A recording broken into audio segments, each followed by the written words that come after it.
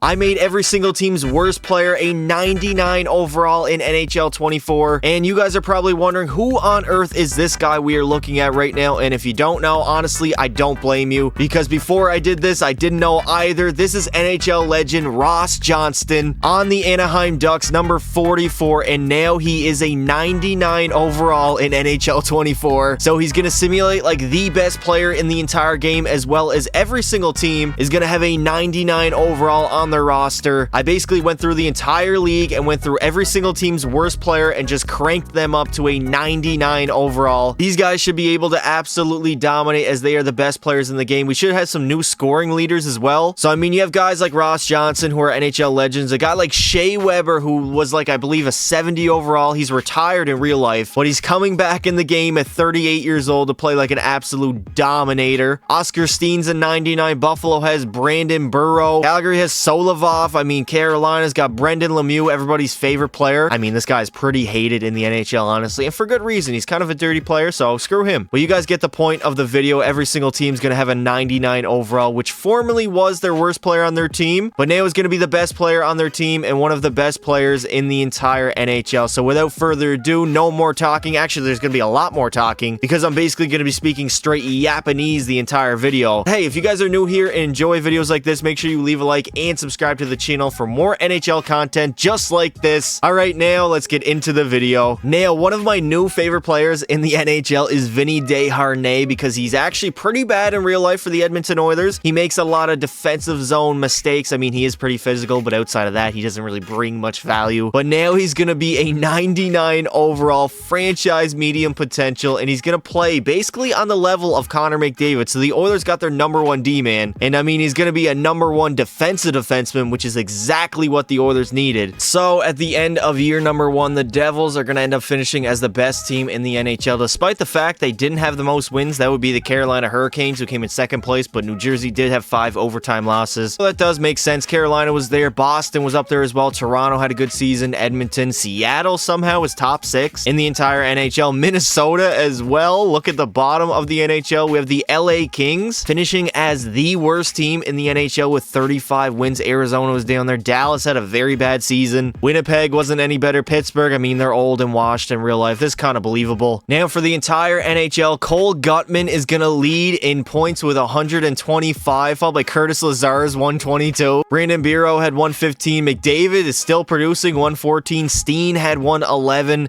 Gadokovic had 109. I'm definitely butchering that name. Ryan Ellis as a defenseman had 107. Vinny Desharnais had 106. Nick Backstrom is back in the NHL, putting up 100-point seasons. Now for the goal side, who's going to lead? It's going to be Curtis Lazar with 72 goals. If you take a look at Curtis Lazar's NHL career, honestly, it has not gone to plan. He was a lot more better in junior. He did very good with McDavid in the World Juniors. I remember that. His career high in goals is like 6, I believe, in a single season. Actually, it's going to be 8 with the Boston Bruins literally 2 years ago, I believe. And now it's going to skyrocket to 72 goals. That is crazy. Also 122 points. Gadokovic had 60 goals. Guttman had 57. Lettieri had 55. Alexandrov had 51. Steen 50. Pizzetta had 50. Lemieux was up there. For defensemen, I think Ryan Ellis is going to lead the way he is. He had 1 more point than Vinny Desharnais. Gutton had 105 and Brent Seabrook had 102. Returning to the NHL at age 39, has not lost a step whatsoever. And we had 4 100-point scorers for defensemen. Now for goalies, I didn't adjust any goalies. I just strictly went with players, but Freddie Anderson is going to lead in wins with 43, followed by Vanacek's 37. Markstrom had 36. Skinner had 35. Carter Hart had 35. Now for shutouts in the NHL, it's going to go to Peter Mrazek. Somehow on the Chicago Blackhawks is going to manage to pitch 7 shutouts. And in the Stanley Cup Finals, we have the greatest team of all time in the Tampa Bay Lightning and the newest team in the NHL, the Seattle Kraken. Honestly, a very weird Stanley Cup Final matchup. I'm not too surprised to see Tampa Bay here, but I'm very surprised to see Seattle. Well, let's go ahead and see who's going to win the Stanley Cup at the end of year number 1. And somehow the Tampa Bay Lightning are going to hold on for a Game 7 victory over the Seattle Kraken. It was not looking good. I believe they were down 3-2 in the series, forced the Game 7 and clutched it up and proved again why they are the greatest team in NHL history. I mean, seriously, every single video I do, they win a Stanley Cup in it. I swear to God. And Nikita Kucherov is going to take home the Conn Smythe, 15 goals and 31 points. A very dominant postseason by him. And in real life, he might end up taking home that Art Ross and maybe even Hart Trophy. He's having a very good year, honestly. There it is, the Stanley Cup being raised in Seattle for the very first time in their franchise's history. Unfortunately for them, it is not for the home team, but instead for Steven Stamkos and company, as he comes to lift the Stanley Cup yet again for the third time in his NHL career.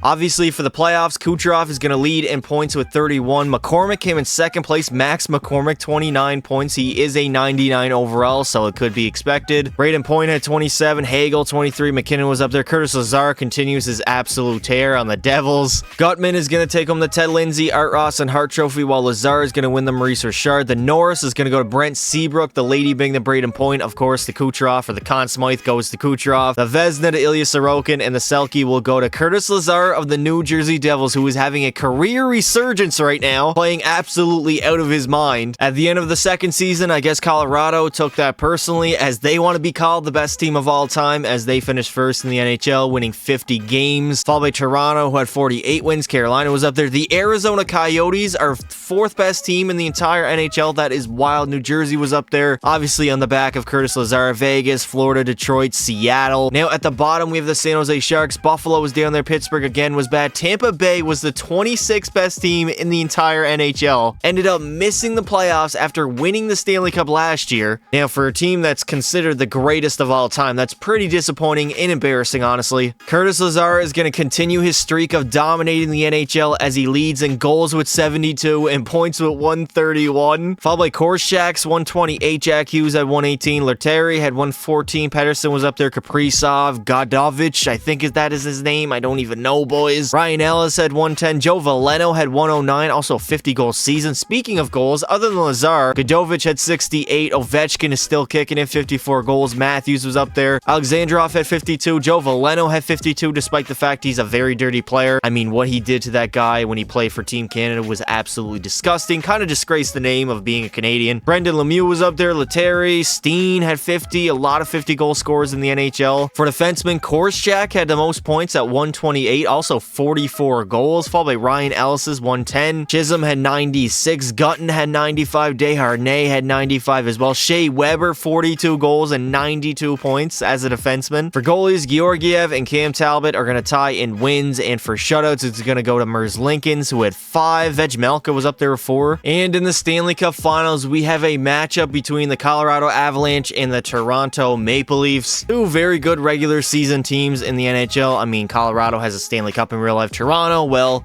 we know the story since 1967, but let's see if they can rewrite the wrong and go on and win the Stanley Cup here in year number 2. And the Colorado Avalanche are pretty much going to dominate Toronto in the Stanley Cup Finals as they beat them in 5 games. I mean, it wasn't really remotely close. Matthews and Marner definitely underperformed, as per usual in the postseason, as Colorado goes on and wins another Stanley Cup. They literally just won one 2 years ago now at this point, in 2022, and now they got another here in year number 2. The Conn Smythe is going to go to Mikko Rantanen, 16 goals, 31 points, very similar to Nikita Kucherov, so a very dominant playoff run by him, definitely. And there it is, the Stanley Cup being presented in Colorado. Last time when they won it, it was in Tampa Bay, so it is probably good to win it on home ice, at least for the fans and definitely for the players. Less travel, less everything. Here's their captain, Gabriel Landeskog, coming to lift the Stanley Cup for the second time in his career, as Colorado yet again are Stanley Cup champions.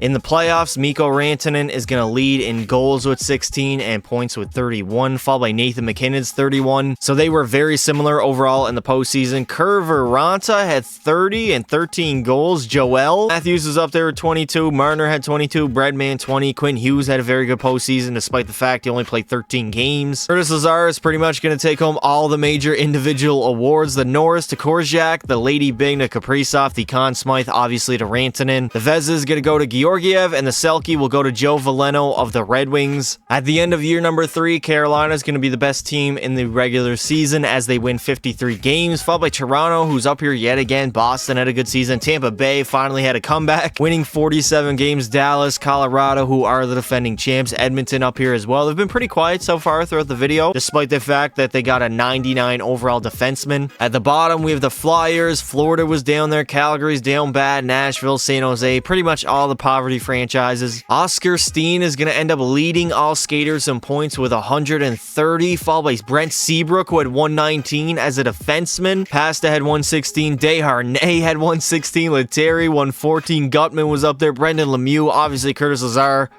absolute superstar. Godovic had 112. Now for the goal side, again, Lazar is going to lead with 72 goals. Multiple 70-goal seasons now so far in the video. Absolutely dominating. Godovic had 63. Lemieux 58. Jason Robertson was up there. Steen had 54. Kaprizov 52. Pizzetta had 52. McCormick 51. Now for defensemen, obviously Brent Seabrook's going to lead the way with 119 for points. Desharnais had 116. Ryan Ellis 105. Korchak had 96. Honestly, Shea Weber has not been very good. He is a defensive defenseman, but scored 31 goals. I guess that's kind of good. Now for goalies, Freddie Anderson's going to lead in wins with 41. Somehow Stuart Skinner was up there. Darcy Kemper at 36. Now for shutouts, who is going to lead? It's going to be Connor Hellebuck with 6. Also, Jake Ottinger had 6 as well. Vasi had 5, so the best goalies in the NHL are performing. And in the Stanley Cup Finals, we have the Dallas Stars versus the Detroit Red Wings.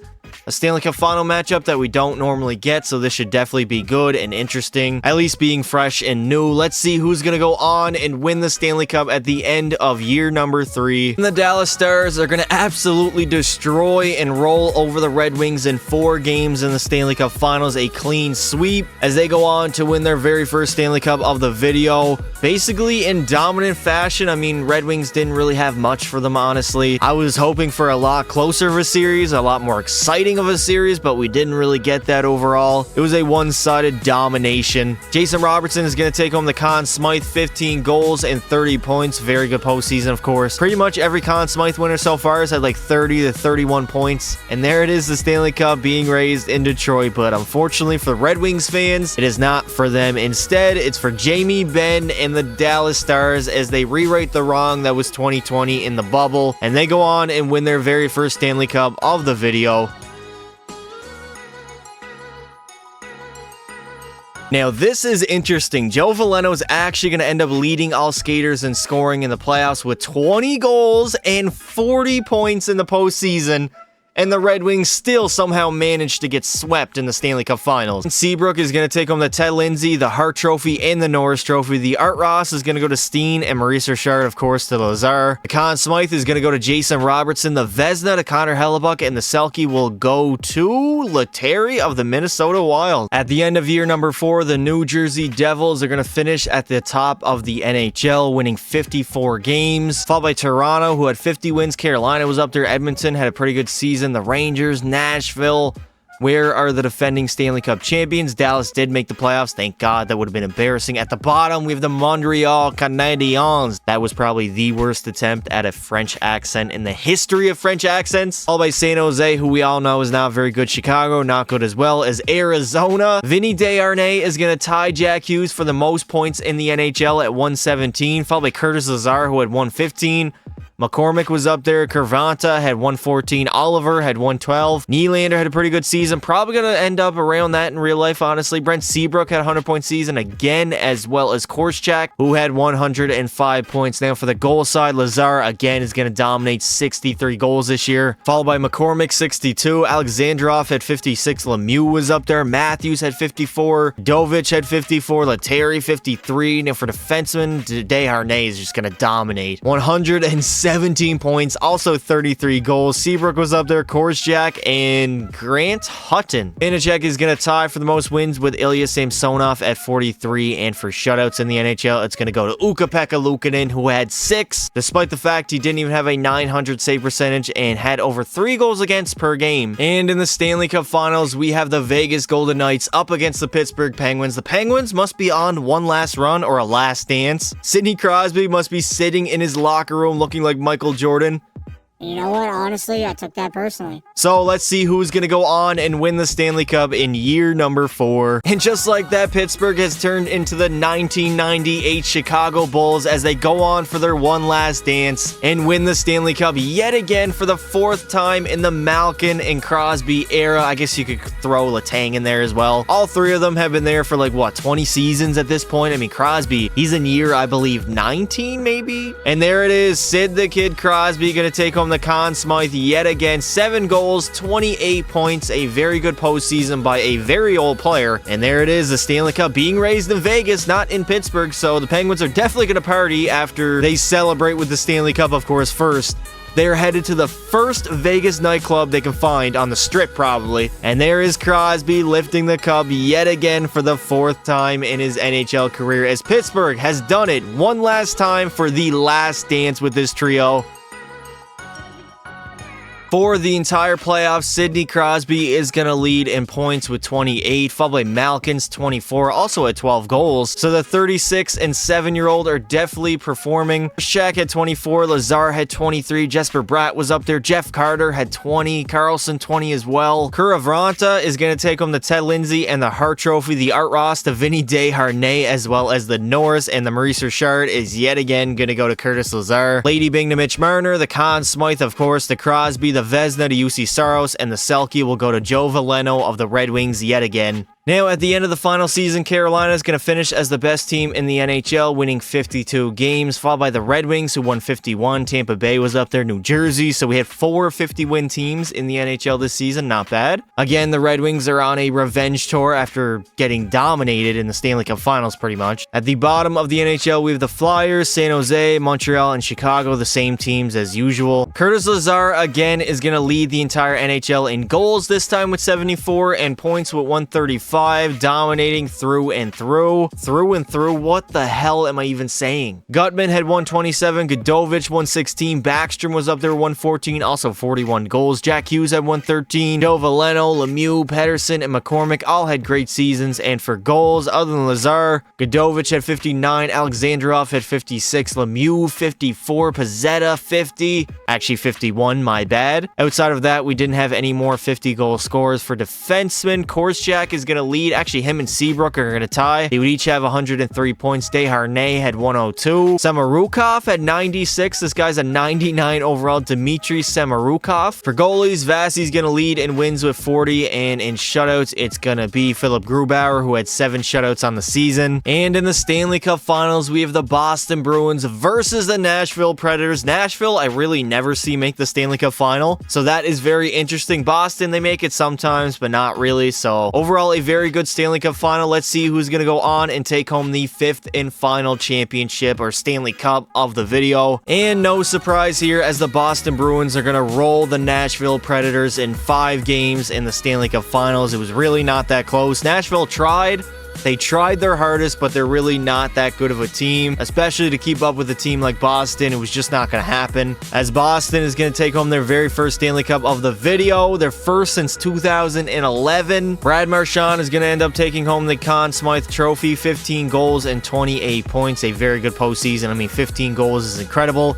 I think the record is like 17 or 18 in a postseason. I don't know. Somebody let me know in the comments, please. As here comes their new captain, Brad Marchand. His very first season in real life as a captain is this year, as he's coming to lift the Stanley Cup for the 2nd time in his career, as Boston in the 5th and final season has gone all the way.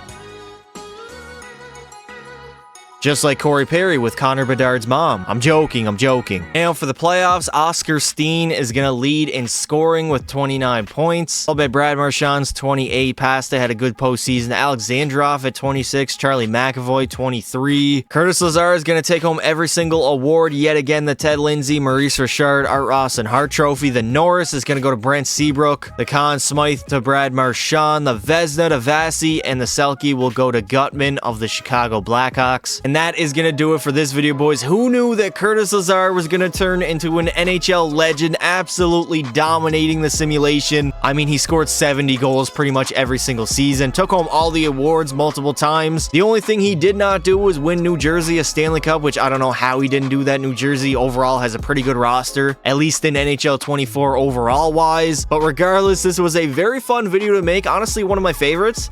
We had some new people dominate the NHL, which was cool to see. If you enjoyed it, make sure you leave a like and subscribe to the channel for more videos just like this. Thank you all for watching, and until next time, don't be silly. Wrap your willy.